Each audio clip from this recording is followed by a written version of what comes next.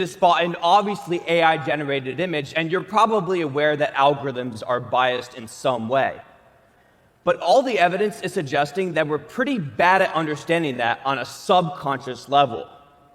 Take, for example, the growing perception gap in America. We keep over and overestimating how extreme other people's political beliefs are, and this is only getting worse with social media because algorithms show us the most extreme picture of reality. As an etymologist and content creator, I always see controversial messages go more viral because they generate more engagement than a neutral perspective. But that means we all end up seeing this more extreme version of reality, and we're clearly starting to confuse that with actual reality. The same thing is currently happening with AI chatbots, because you probably assume that ChatGPT is speaking English to you, except it's not speaking English, in the same way that the algorithm's not showing you reality.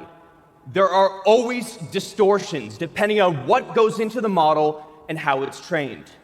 Like, we know that ChatGPT says delve at way higher rates than usual, possibly because OpenAI outsourced its training process to workers in Nigeria who do actually say delve more frequently.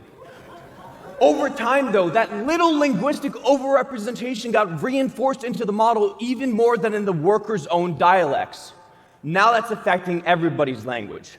Multiple studies have found that since ChatGPT came out, people everywhere have been saying the word delve more in spontaneous spoken conversation. Essentially, we're subconsciously confusing the AI version of language with actual language. But that means that the real thing is ironically getting closer to the machine version of the thing. We're in a positive feedback loop with the AI representing reality, us thinking that's the real reality, and then regurgitating it so that the AI can be fed more of our data. You can also see this happening with the algorithm through words like hyperpop, which wasn't really part of our cultural lexicon until Spotify noticed an emerging cluster of similar users in their algorithm. As soon as they identified it and introduced a hyperpop playlist, however, the aesthetic was given a direction.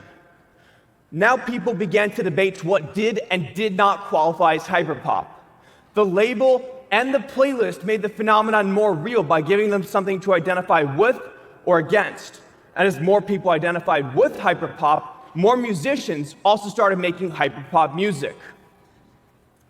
All the while, the cluster of similar listeners and the algorithm grew larger and larger, and Spotify kept pushing it more and more because these platforms want to amplify cultural trends to keep you on the app. But that means we also lose the distinction between a real trend and an artificially inflated trend. And yet this is how all fads now enter the mainstream. We start with a latent cultural desire, like maybe some people are interested in matcha or labubu or Dubai chocolate. The algorithm identifies this desire and pushes it to similar users, making the phenomenon more of a thing. But again, just like how ChatGPT misrepresented the word delve, the algorithm is probably misrepresenting reality. Now more businesses are making labubu content because they think that's the desire. More influencers are also making labubu trends because we have to tap into trends to go viral. And yet, the algorithm is only showing you the visually provocative items that work in the video format. TikTok has a limited idea of who you are as a user, and there's no way that matches up with your complex desires as a human being, so we have a biased input. And that's assuming that social media is trying to faithfully represent reality, which it isn't. Instead, it's only trying to do what's going to make money for them. It's in Spotify's interest to have you listening to hyperpop, and it's in TikTok's interest to have you looking at labubus because that's commodifiable. So once again, we have this difference between reality and the representation of reality, where they're actually constantly influencing one another. But it's incredibly dangerous to ignore that distinction because this goes beyond our language and our consumptive behaviors. This affects the world we see as possible. Evidence suggests that ChatGPT is more conservative when speaking the Farsi language, likely because the limited training texts in Iran reflect a more conservative political climate in the region. Does that mean that an Iranian ChatGPT user will think more conservative thoughts? We know that Elon Musk regularly makes changes to his chatbot Grok when he doesn't like how it's responding. and that he uses his platform X to artificially amplify his tweets. Does that mean that the millions of Grok and X users are subconsciously being trained to align with Musk's ideology?